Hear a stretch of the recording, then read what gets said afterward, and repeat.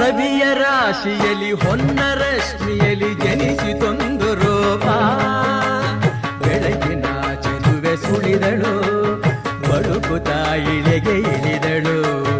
ಉಷಯ ರಂಗಿನಲ್ಲಿ ತೃಷಯ ನೋಟದಲ್ಲಿ ಕವಿಯ ಬಳಿಗೆ ಬಂದು ಪ್ರೇಮದ ನಯನ ತೆರೆದಳು, ಕಾವ್ಯದ ಒಳಗೆ ಕುಳಿತಳು.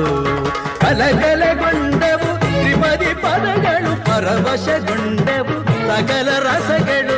ಇರುಳು ಸರಿದು ಬೆಳಕು ಹರಿದು ಕನಸು ಮುಗಿದು ಮನಸ್ಸು ಚಿಗಿದು ಸರಿಗಮಪ ಪದನಿಸ ಸಂಚಾರದಲ್ಲಿ ಮೇಘ ಬಂತು ಮೇಘ, ಮೇಘ ಬಂತು ಮೇಘ, ಮೇಘ ಕಾವ್ಯದ ಮೇಘ, ಕನ್ಯಾ ಕವನ ಮೇಘ.